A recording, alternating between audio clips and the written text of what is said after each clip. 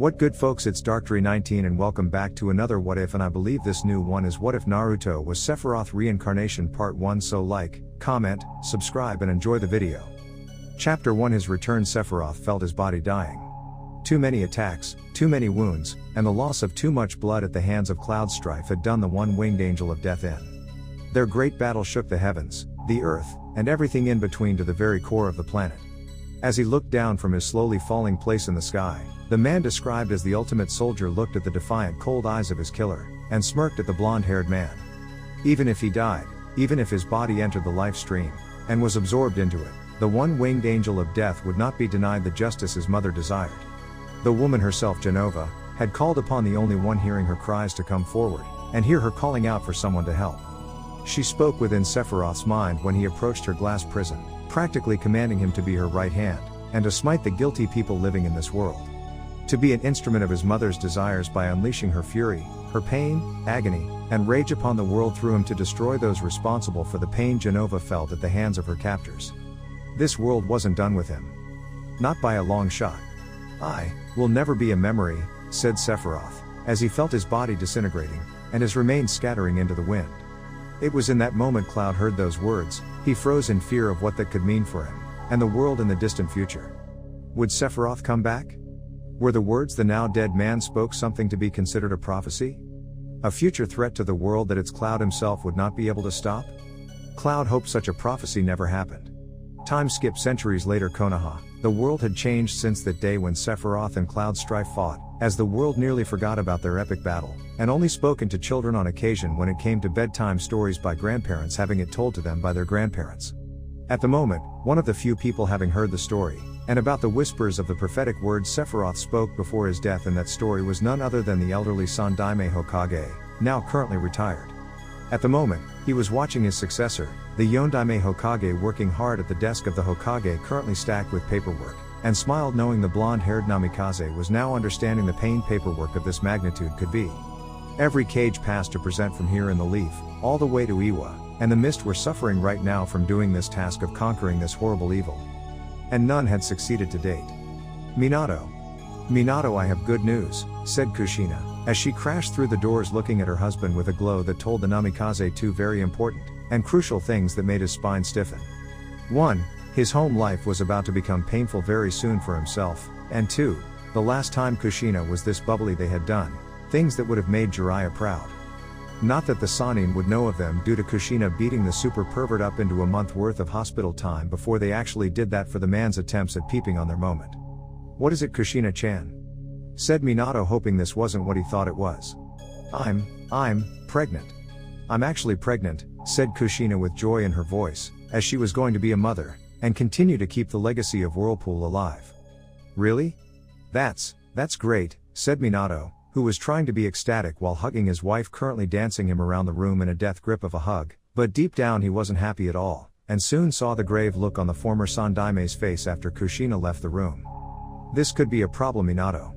"The prophecy," said Hiruzen worriedly, with the Yondaime raising his hands to silence the older man. "I know, old man. He is my ancestor after all, and the prophetic words he said have never been forgotten within my clan. We feared this day since those words were first spoken. That one of our own would be his reincarnation. That I would be his reincarnation when I was the last one of my family. That's why I did everything to prevent Kushina from ever being pregnant after we consummated our marriage and any other time after that. I was even going to tell Kushina I couldn't have kids in a couple of years and bribe a doctor to lie to support my claim," said Minato, as he slumped back in his chair, and let out a sigh while putting a hand to his forehead. "What do you want to do?" "Your options are limited," said Hiruzen, as there were too few options, but they were there, and it was up to Minato on whether or not he wanted to even go through with them. "I can't force Kushina to abort the baby. She's wanted a child for a while now, and I have been encouraging it to keep her happy. If she finds out I've been secretly trying to stop her from being pregnant while helping," said Minato, shivering in fear at the thought of an angry Kushina being vengeful. "Yes. That would be a problem. I'll summon Jiraiya to come and see what he thinks of your child possibly being connected to the prophecy," said the former Sandaime, as he left the room, and the Yondaime groaned in misery at this new development. A few days later. "You're sure? You've spoken to Kushina's doctor? She's actually pregnant?" said Jiraiya, sitting with his former student, and saw the man nod grimly. "Yeah. She showed me the pregnancy test and then the doc confirmed it to me, said Minato, as he saw Jiraiya look grim, and knew things were going from bad to worse. I spoke to the oldest of all the toads after Sensei told me about Kushina's pregnancy and his message to come home.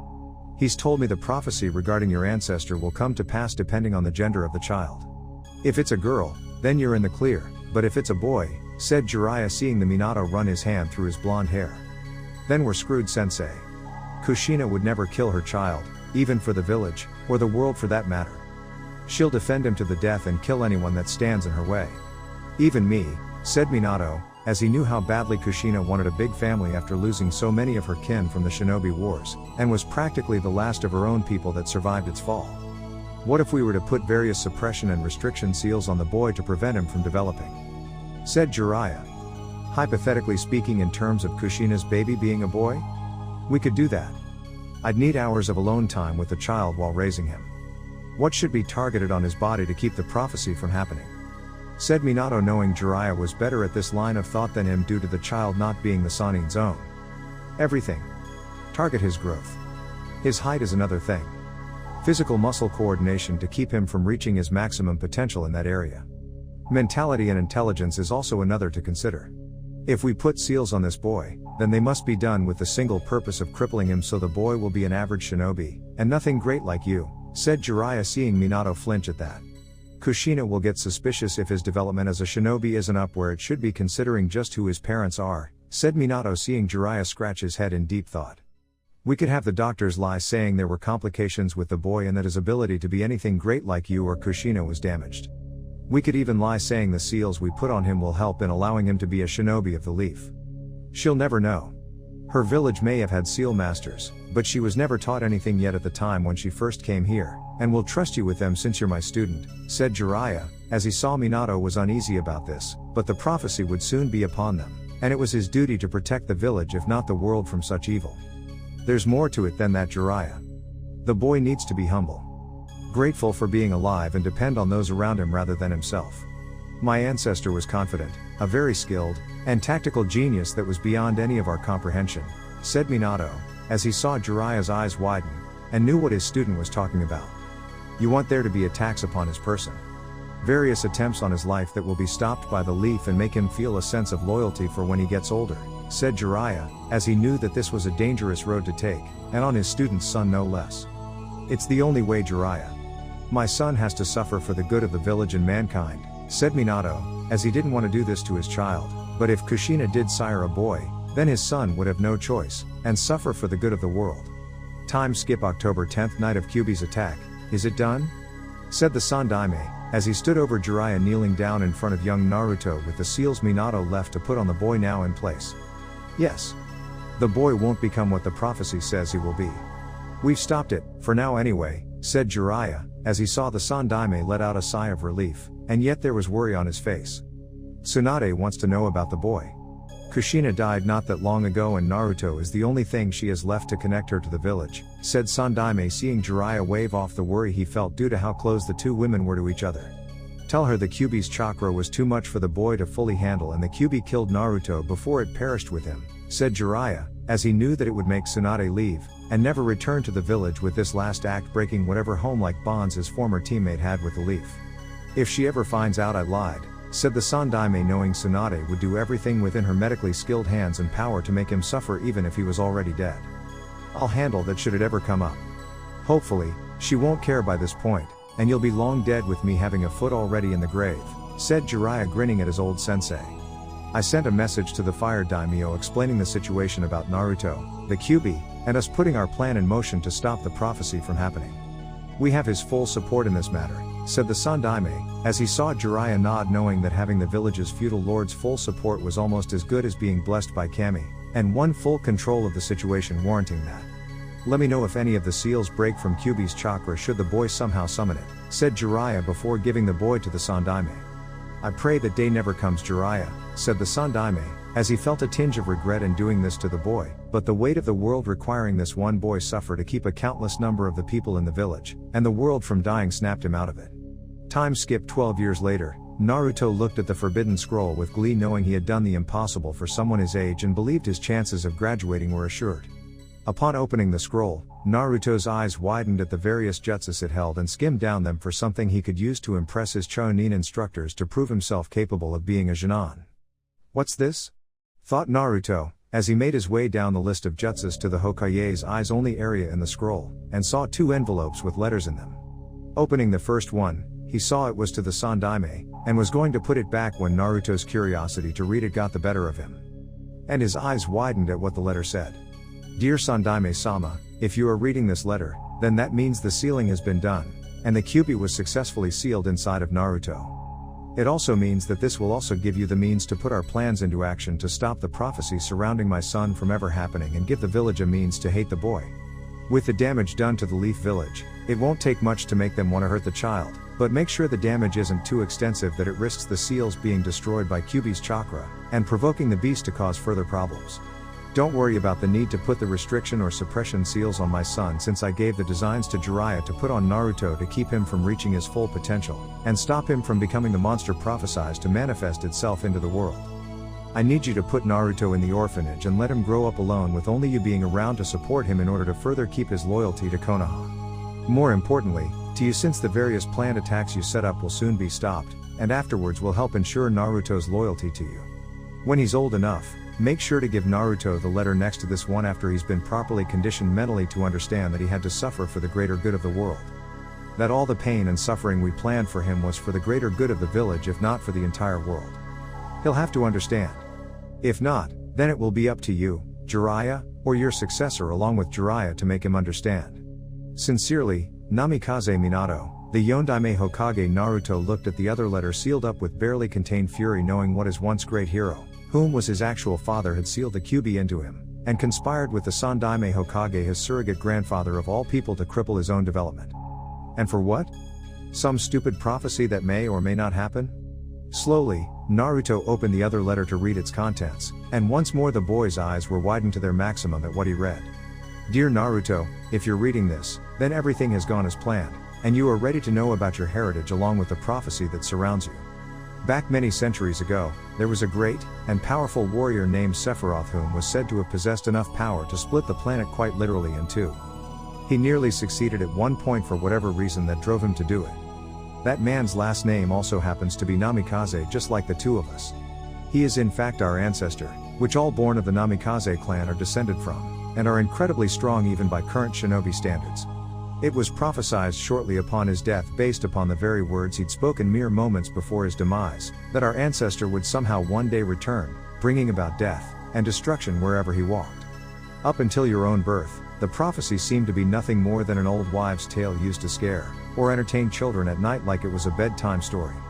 To be honest, son, you were actually an accident, as I never planned to have kids at all, and had done everything in my power to prevent myself from having your mother conceive a child.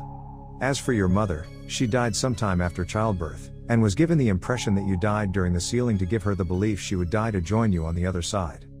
I knew Kushina would love you too much to have let anything like what we planned happen, and we just couldn't let her maternal instincts get in the way of the plan to stop Sephiroth from returning through you, Naruto. For the greater good of the Leaf and the world, you had to suffer and still do in order to protect everyone. I'm sorry, Naruto.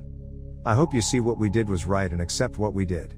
Sincerely, Namikaze Hokage. The Yondaime Hokage. Naruto looked at the paper. It was crinkling in his now shaking with fury-filled hands, tears falling down his face, and anger rising from within his very soul at the lies fed to him by the Hokage. The pain, the suffering, the hate they hit him with was for the greater good of the village and the world? What a bunch of crap. It was like Naruto had just asked to have the Kyuubi sealed inside his body. He didn't ask to possibly be the so-called prophesized return of his clan ancestor, and didn't ask for the bullshit the people hit him with all the time. Naruto. What do you think you're doing? Said Iruka, having looked all over the place for the boy and saw him there with a piece of something from the forbidden scroll of sealing. Naruto of course didn't answer him, but rather the boy slowly looked at his teacher, and made the horizontally scarred face man back away from the blonde. The boy's eyes were filled with anger, hate, and so many other emotions Iruka had never truly seen before in the blonde.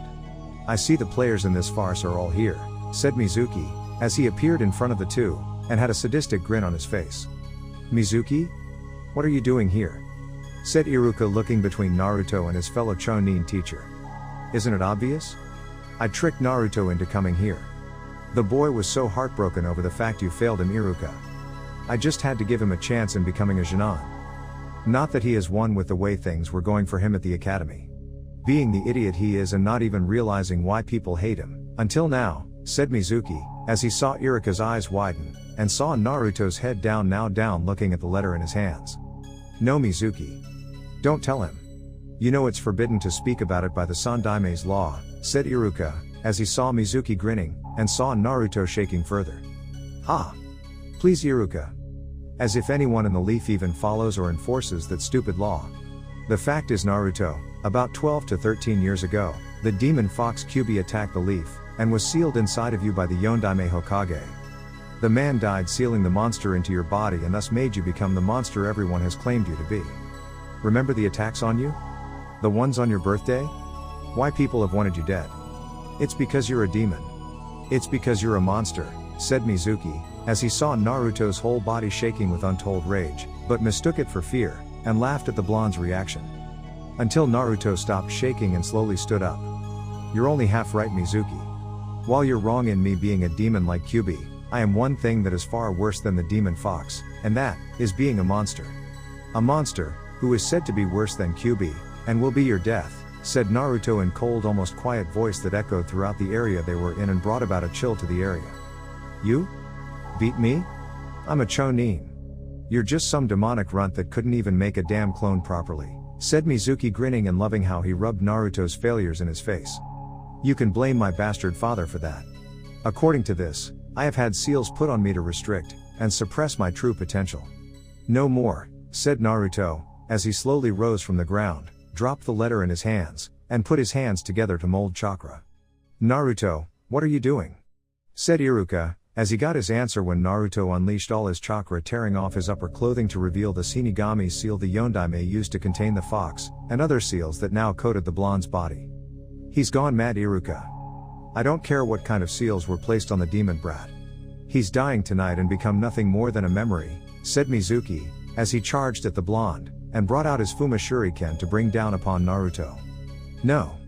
I will never become a memory, said Naruto before an incredible force of power shot upward and was felt by all, with the two Chonin with him getting thrown back in Naruto's mindscape. Naruto found himself within his mind, which was not surprisingly a dark and depressing place to be if you ever saw it.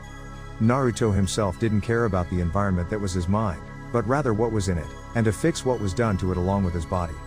That's why he was using so much of his chakra in the first place, as there was a class at the academy he snuck into that talked about seals, and how certain seals that kept things locked away could be broken if enough chakra was applied that was more than the seals could handle. The blonde boy always knew he had more chakra than most, even when he didn't know a thing about chakra at all, and now knew where to get more of it to break them all on his body. Kyuubi. My vessel comes to see me after all this time. What a surprise this is, said Kyuubi, as the prison doors manifested themselves, and the fox looking at the blonde with a smile on its face. We need to talk, you and I, said Naruto, as he looked at Kyuubi, and the fox was now no longer smiling. About what? Said Kyuubi, having never dealt with a child not afraid of his power. There are seals all over my body. They were designed to restrict and suppress me in a way that cripples my person from being strong. I need your help to break them all, said Naruto, seeing the Kyuubi laugh. And why should I help some weak little human like you? Said Kyuubi, not impressed with Naruto's words. Because the man who designed those seals is the very same man who sealed you into me. My so-called father, the Yondaime Hokage, said Naruto, as he saw Kyuubi's eyes widen in disbelief, and then try to attack the blonde through the cage. I knew there was something about your stench that didn't feel right. You're his damn child, said Kyuubi, biting the bars, ignoring the pain they inflicted on his teeth, and tried to get free from this cruel prison. Knock it off. You are the one acting like a child, yelled Naruto, with the whole area in his mind around them shaking violently from his outburst. For once, Kyuubi obeyed his vessel, and his red eyes widened when he sensed something that had not been sensed since his time in the world. So you do have a backbone. After all the times you were beaten and nearly starved for half your current life, I'd thought it was crushed beneath the booted feet of your stupid human oppressors, said Kyuubi, as he realized the seals placed on his vessel were the key catalyst to Naruto's life, and that the blonde was seeking his help to break free from the chains that were binding his body. Lies are very effective until the truth breaks them and the power of illusion they hold on you dies. So will you help me now or not? Said Naruto, as he could only generate chakra for so long until he used it all up, and then the Kyuubi would have to step in, willingly. And what do I get out of it if I do? Said Kyuubi, narrowing his crimson eyes at the boy. You get to witness the return of a being that once brought this world to its knees and have a front row to seat in seeing a prophecy fulfilled, said Naruto, seeing Kyuubi raise its fur-covered eyebrow with interest. And what prophecy is that? Said Kyuubi, looking at its vessel more clearly to see if what he sensed from the boy was indeed true. The prophecy of Namikaze Sephiroth's return, said Naruto coldly, seeing Kyuubi's eyes widen in disbelief and fear. You are his descendant too? Said Kyuubi, as he realized now why the Yondaime had all those seals put on the boy, and the treatment the boy received being only half his fault. On my father's side of the family. You don't believe me? Read his letters, said Naruto, as he manifested them into his mind from his memories, and showed them to the fox. Your father was a foolish human, do all this to you.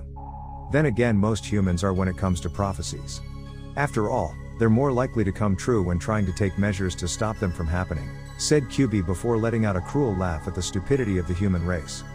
So what do I have to do in order to get you to use your chakra to destroy all these damn seals on my body? Said Naruto, sensing the fox would go along with him on this. Remove the seal from the cage and free me. My chakra will flood your body, breaking the seals, and obliterating anyone around you, said Kyuubi. And kill me in the process, said Naruto, as he didn't want to die just yet, and gave the Kyuubi an "I'm not dumb enough to fall for that" look. Actually, you won't die at all. Had the seals not been placed on your body, you would have absorbed me quicker, and I would have been removed from your presence by the time you were 16 years old, said Kyuubi, as he saw Naruto was shocked by this, and it was clear his old man had screwed him over completely by his fears of the prophecy. Let me get this straight. You are admitting to me, that had my old man not fucked up, and ordered those seals be put on my body, I would have been rid of you entirely in the next few years? Said Naruto, seeing the fox nod his head. Your chakra pathways have been thinned due to the seals on your body, which has slowed down the absorption rate of my power into you via this seal that is my cage, and the instant these seals are gone from your body they will expand to their fullest in order to handle almost everything I have, said Kyuubi, as he saw Naruto becoming increasingly angry, and the fox was fortunate the anger was not aimed at himself. So all I got to do is tear this seal off, free you, and your demonic chakra will flood my body to basically remake me anew. Right? Said Naruto, seeing the fox nod. Correct, said Kyuubi, seeing the boy walk towards the bars where the paper tag with the word seal on it was currently holding the bars together. Okay. Just what will happen if I do this and it doesn't work? Will I explode and kill the village by blasting them with your chakra, or will I bring about your own return to the world? Said Naruto, seeing the fox grin at him. If this doesn't work, half the village will be destroyed by a powerful explosion of my demonic chakra, and the other half will no doubt be destroyed when I return to the land of the living to crush what is left into nothingness, said Kyuubi, as he knew that this boy could take his power for the most part, and could easily hold back the rest until the blonde was ready. Either way I win. Okay, let's do this, said Naruto, as he reached for the seal, but a firm hand on his wrist stopped him, and the blonde looked at who the other hand belonged to. And was shocked like Kyuubi was to see it belong to the very man Naruto hated. I can't let you do that, son, said Minato, as he smiled at Naruto, but the boy didn't smile back, and freed his hand from the late Yondaime's grip. I don't know how you got in my body or my mind, but I want you gone, and to stay in the deepest pits of hell where you belong for what you did, said Naruto, seeing Minato frown at him. I see you read the letters, Naruto. Granted, you weren't meant to read one of them until much later, but even still a part of you must realize that some sacrifices had to be made, and for the greater good of the world you live in, said Minato, as he hoped his son would understand that, but Naruto just seemed to look at him with such anger and pain in those blue eyes. I understand perfectly. I understand that you sacrificed me. I never had a say in it, and yet you had the Sandaime plan to make sure I got the crap kicked out of me. That I had to be humbled with my mind and body crippled just so some stupid prophecy doesn't occur, because the monster everyone fears is from the Namikaze bloodline. Your side of the family, and yet you hid it in shame, not telling anyone his last name, knowing the people would hate you just like they hate me right now. You're pathetic, said Naruto, as he saw Minato scowl at him, and then surprisingly moved quickly before striking the boy with the back of his hand. You think it's easy having such a dark cloud over my head? Over our clan's head? What I did to you was to ensure the monster of our family never made it back to this world, and I expect you to accept it regardless of your feelings on the matter. Grow up, said Minato angrily, that his son didn't see the bigger picture. Grow up? Grow up. I've been beaten, hated, and outcast because your actions. How can you tell me to grow up when you haven't even experienced what I have? You wouldn't even say those 2 words at all. The villagers and shinobi took their pain out on your person, said Naruto, pointing a finger at the Yondaime. It's irrelevant. What is relevant though is that the prophecy never happens, and it seems I will have to use my time here to make sure that Kyubi doesn't get free from his cage until the Sandaime can subdue you long enough to put some memory suppressing seals on your body too, said Minato, seeing Naruto's eyes widen, and so did the fox's own. Bastard. How my mother could love you I will never understand, said Naruto, as he saw Minato shrug, and didn't seem to care about the woman either. I doubt you will, son. Doesn't matter. Kushina isn't here now, and I doubt she'd support you in your decision even if she was, said Minato, seeing Naruto growl at him felt the room shake with fury. Don't be too sure of that, Minato-kun, said a female voice behind Minato, who turned to see a fist hit him right in the face, and send him skidding closer to the bars just out of reach of the Kyubi's claws should the fox try to reach for him. Kushina? Said Minato with his voice full of surprise and a hint of fear. And Mom? Said Naruto, as he knew from his father's own letters that the women loved him no matter what, and hoped she still did. Surprised? You really shouldn't be, Minato-kun. After all, I was the previous vessel of the Kyubi, and you did use some of my own special chakra to help seal the fox away, said Kushina, seeing her son for the first time, and looked at him with kind eyes. Eyes filled with love. Kushina-chan, you have to understand, the village if not the world was in danger from the prophecy being fulfilled, and I did what I had to do in order to keep everyone safe, said Minato, who got off the ground, and saw the woman walk over to her son before turning her head to glare at him. As if your actions alone would have stopped such a prophecy from occurring. To think the prodigal hard-working genius of the Namikaze clan could do something like this to his own son proves you are just a prodigal baka. Had I known my son was alive, I would have stayed in the land of the living to raise him, and love our son like he should have been from the start, said Kushina, seeing Minato shake his head at her words. That's why I had the Sandaime lie to you. You would have found the seals, found a way to break them, and possibly started the prophecy that would doomed us all. Anyone who could be responsible for the prophecy being set in motion needed to be removed, and at all costs. Kushina, said Minato, seeing Kushina's eyes harden at his words. Then why not kill yourself after you became the last Namikaze before I married you? Why not tell me the prophecy, kill yourself soon after, and be done with it? You said it yourself, Minato, that all those responsible for the prophecy being set in motion need to be removed, and he is your ancestor, said Kushina, seeing the man hesitate and look away. It's because he is a coward. A hypocrite. Like all other humans, who make themselves famous in the world, the only thing they fear is dying, and losing their power they have worked so hard to achieve, said Kyubi, seeing Minato glare at him even though it was clearly true. Shut your mouth for a ball, said Minato, glaring at the fox while the Kyubi just laughed at him. Why should I? You know it's true. The fact you're telling me to shut up just proves how much truth there is behind my words regarding your actions, and you just can't stand to hear it, said Kyubi, grinning at the man while seeing Minato tense up and let out an angry growl. While this was happening, Naruto saw his opportunity to talk to his long-lost mother, and the woman was pleased to have it. Mom, if I fulfill the prophecy, would you hate me? Said Naruto, seeing his mother caress his face and had tears fall down her face. Of course not.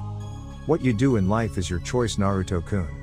Kami knows that your life so far has been nothing more than a controlled environment, thanks to this baka with his so-called plan. To them, you were a lab rat in a maze searching for a piece of cheese that doesn't exist, and being told the cheese is there despite the truth to dispute the claim. The village should have treated you like a hero for holding the fox, and instead, because of your father along with the Sandaime, they did the exact opposite, knowing they would react the way they do. They have to pay, my son. Everyone responsible for treating people with demons in them like garbage have to pay for their crimes, said Kushina, as she knew the purpose behind vessels of the tailed beasts were to bring fear to other countries, and end wars quickly, while no regard was given for the vessels themselves. That had changed after the Shodaime Hokage defeated Madara at the Valley of the End and sealed the fox into his wife before passing on the duty to Kushina herself, with few knowing of her secret. If the wrong people knew of her secret while alive, then Kushina would have been captured, and been forced to be their mindless weapon. Her son didn't have such a blessing, and the village hated him for it. Thanks, Mom. I think I know what to do. I love you, said Naruto, as he knew what he had to do now, and his mother smiled at him before giving him a loving hug only she could give him. And I love you, son, said Kushina before she looked at Minato, now unprotected, back, and him having a few words with the fox. It was time for Kushina's so-called husband to get a good long taste of the pain their son went through because of him. I agree, said Naruto, grinning a grin that was just like his mother when she was his age. And with that said, they struck. As for Minato himself, he sensed them at the last moment, turning his body to see both his wife and son upon him before they pushed him hard against the bars of the cage. It didn't hurt that badly like he expected, but by the time he straightened himself, the reason behind their action was too late to realize, and the once great Yondaime Hokage found himself being pulled into the cage by the Kyuubi. I thought after being sealed inside this boy, your own son no less, I would never get a chance to rip you to pieces, and get my revenge, said Kyuubi, as he grinned viciously at the now frightened Namikaze, and it was truly a sight to behold. Kyuubi, listen to me. Please. If you make the prophecy come true, then you will unleash something far worse than yourself, and bring about the death of countless lives. Surely, you don't wish to bring about his return, an untold destruction that isn't brought about by your own hands? Said Minato, as he tried to plead Kyuubi's reasoning and ego, since it was clear the fox had won when they fought. And you think I prefer the alternative? To live in a vessel that is weak, crippled, and unable to use his full potential? I find such a way of life an insult. Better my life end in a vessel stronger than myself than one that can't even perform the basics of your weakest of jutsus, said Kyuubi, as it lashed out at the late Hokage, and the screams echoed for what seemed like hours to the two people outside the cage. It's a good thing that time has so little relevance here in your mind, Naruto-kun, said Kushina, seeing her son smile, and she could help in smiling back. Yeah.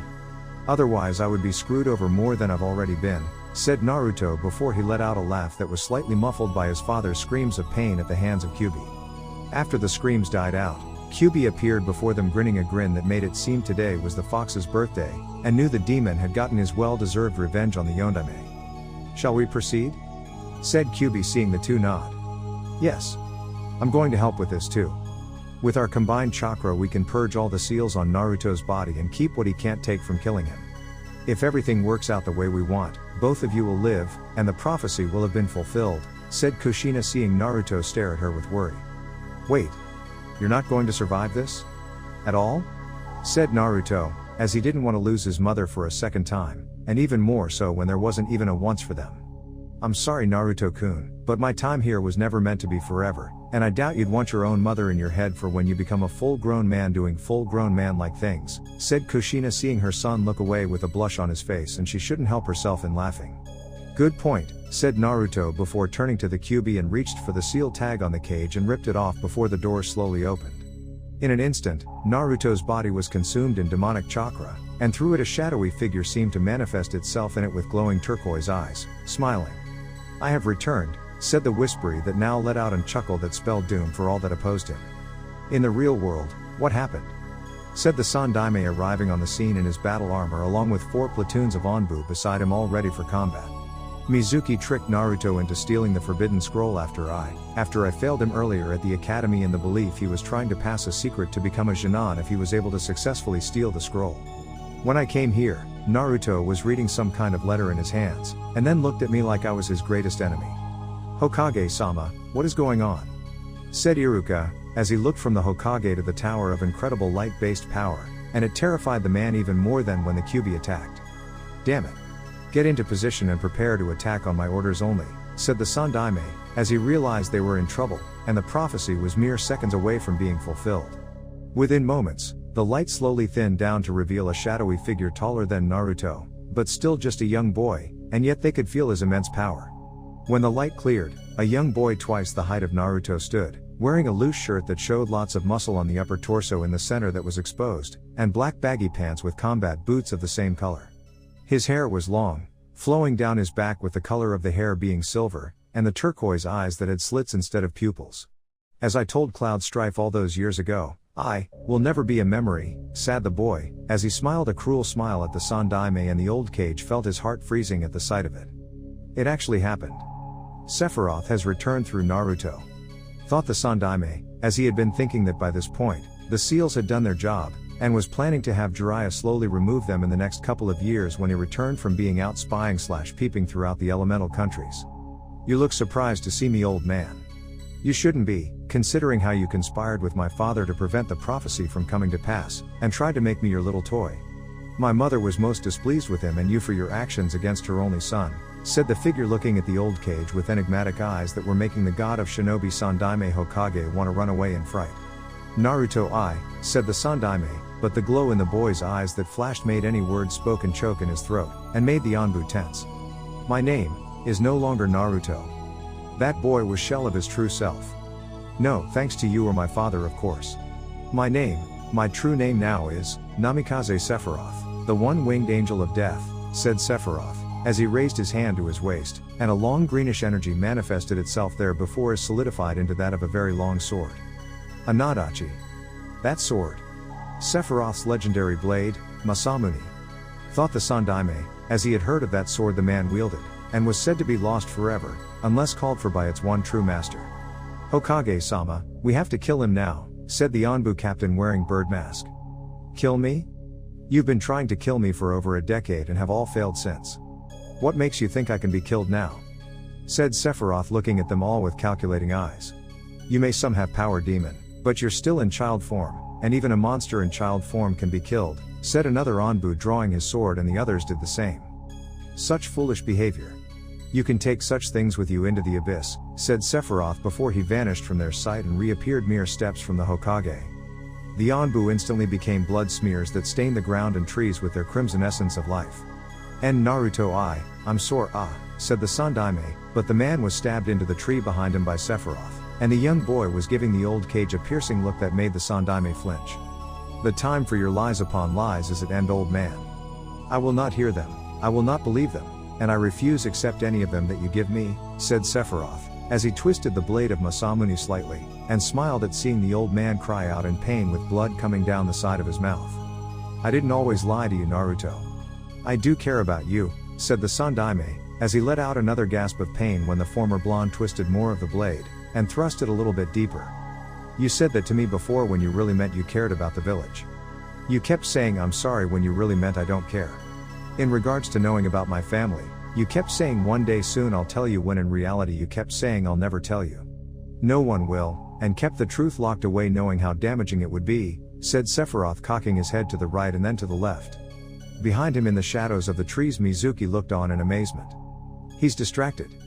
All I have to do is get that scroll and give it to Orochimaru. Then I will be rewarded for my accomplishments with incredible power. Thought Mizuki, as he saw it lying crumpled on the ground, and was well outside of the Nadachi's cutting range. Tell me why I should show you or anyone in the village mercy, old man? Why should I spare the lives of people that hate me for something I wasn't?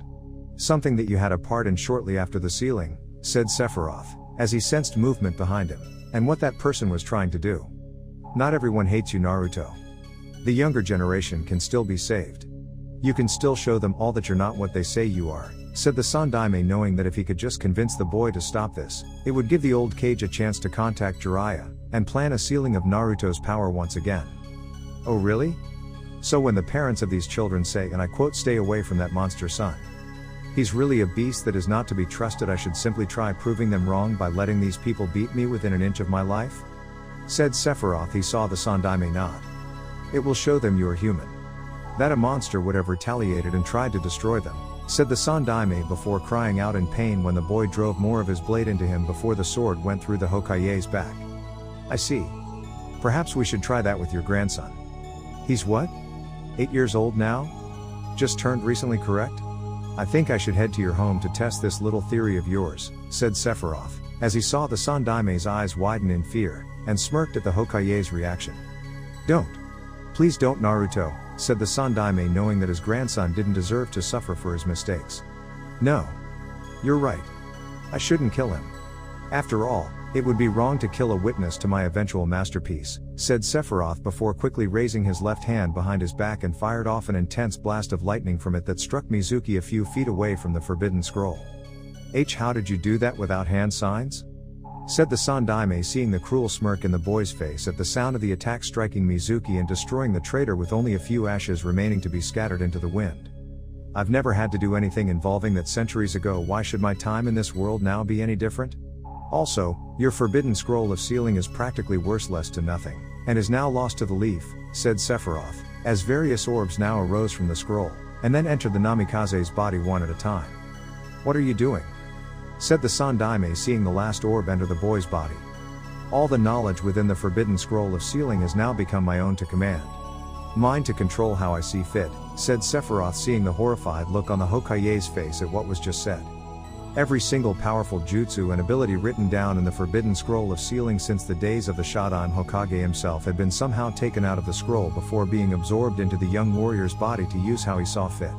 Kami help us, thought the Sandaime, as he realized that story behind Sephiroth of old being a master in manipulating the elements was indeed true, and newly reincarnated Sephiroth before him had quite the arsenal to use on the elemental countries. Your time in this world is at an end, Sandaime Hokage. Any last words you wish to say before I kill you? Said Sephiroth, as he saw the Sandaime struggling to breathe, and was trying to glare at him defiantly.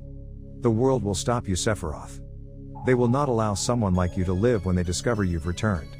Not even you have the power to stop the shinobi villages or the people of the elemental countries ready to fight a monster like yourself, said the Sandaime, knowing his time was at an end. Of course they will fight me. They will use this moment and yourself as a martyr to rally everyone to fight my right to exist. It won't last long though.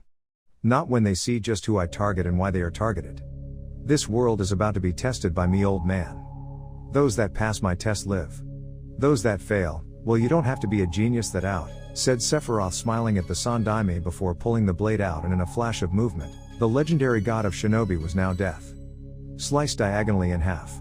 Sephiroth dispelled Masamune from his hand, knowing it would not be needed anymore for tonight, and began to walk away, before stopping to stare at the one person left alive from this moment. And Naruto? Said Iruka, nervous, as he was mentally checking his past time spent with the boy, and seeing if the two had ever had problems. Aside from some pranks, skipping classes, and various detentions, nothing seemed to spring to Iruka's mind. Don't worry, Iruka. You've been good to me. You tried to teach me despite my situation at the time, which, while not entirely my fault, is not an excuse, and I know that you're one of the few that didn't hate me for what I hold inside. For that, I am letting you go, and I want you to tell the people of the Leaf what I've done here. Tell them everything that you've seen, heard, tasted, and touched down to the last detail your mind can recall of this moment in time. I want your words to spread like a wildfire that cannot be tamed. For your words to spread throughout the land, to each village, and to each country, that the ancient prophecy that foretold of the Namikaze Sephiroth's return has finally happened, said Sephiroth before walking away from Iruka into the shadows of the forest area. Let out an eerie chuckle that sent a shiver down the Chonin's spine. The young boy was about 50 feet away from the area when he sensed someone not that far away looking in his direction, and the young silver-haired warrior stopped. Slowly, Sephiroth turned to where he sensed this figure looking at him, and then vanished. The person watching him gasped, as she took a step back, and stopped when her body was stopped by something that wasn't there before. Letting out a loud gulp, the spy turned around slowly, and stared into the eyes of the one she was spying on. You mask your presence well, Hyuga Hinata, said Sephiroth in a whispery voice, as he saw the headband of the leaf on her forehead, and looked into her eyes to see the girl that could one day be his enemy. Though from what he saw through his own memories, the silver-haired boy didn't want her to be an enemy, and hoped Hinata didn't want to either. And Naruto-kun. What happened to Yu? Said Hinata, as she saw her crush become this silver-haired god now standing here, and felt his incredible power looming over her body. You've been watching this whole time, haven't you? Said Sephiroth, as he loved how she spoke his old name, and saw Hinata blushing at being caught spying/stalking him. She knew what happened, but even after seeing it, Hinata still had a hard time believing it. I didn't mean to spy on Yu, Naruto-kun. When the A alarm went off, I snuck out of my home to help everyone else, and I followed your Chakra-S signature here with my Byakugan, said Hinata, looking at the boy, seeing a gentle smile at her, and she couldn't help the rushing heat that swarmed her face. You only wish to do your loyal duty as a shinobi of the Leaf. To prove yourself among your peers that you can be strong like them despite being so young. I must commend you on doing such an honorable thing despite what your profession requires of you to be the exact opposite in certain cases, said Sephiroth, as he put his index and middle finger together before caressing the Hyuga girl's flushed red face from the contact. What about Yu? What are you going to do now? Said Hinata, as she was finding it hard to focus on the living Adonis before her due to the physical contact, and yet it was because of the physical contact that she wished to know should such an event never happen again. My place is not here in the Leaf. As to why that is, you will soon understand that reason, Hyuga Hinata, when the people of Konoha react to what you have had the privilege to secretly witness after Iruka tells them about how I killed the late Sandaime Hokage. That I am the second coming of a deadly monster far worse than Kyuubi ever was when he attacked, said Sephiroth, as he saw the girl look at him with sadness, and was surprised she didn't have one of anger. You're not a monster or a demon despite what people kept saying. At least, not to me. I never thought of you like that, said Hinata, as she saw him raise an eyebrow, and it was clear he wasn't expecting that response. You don't? Then what do you see with those eyes? Said Sephiroth, his voice a whisper, but he was so close Hinata could hear him easily as if he was yelling, and saw her body fidget when looking into her eyes. I see, someone who has seen pain, suffering, and loneliness, said Hinata, as she was a bit terrified in telling him the truth, and what he would do upon hearing her words. Then again, lying to her crush was not something she wanted to do, and felt that it was best to die speaking the truth. You have sharp eyes for one so young. Gentle, yet sharp. You will go far if given the chance, Hyuga Hinata. You will indeed go far, said Sephiroth, as he nodded his head in agreement with what she said about him, and could not do anything to dispute the truth behind her words. And with that done, Sephiroth took one step back from Hinata, and began to walk away from her. Wait. Will I ever see you again? Said Hinata, as she felt cold without him being near her, and didn't want him to leave. Maybe. Maybe not. The road I take can always take me back here. Whether we do meet again or not, I want you to grow up to be strong, Hyuga Hinata, and perhaps I, the infamous Namikaze Sephiroth, will see the fruits of your labor from such efforts, said Sephiroth, as he looked back slightly at Hinata with a smirk on his face, and then without another word continued on without looking back any further. Where the one-winged angel of death traveled throughout the elemental countries, she could not follow, and would have to wait until the time was right until she even could. The elemental countries were in for a rude awakening. Thanks for listening and goodbye.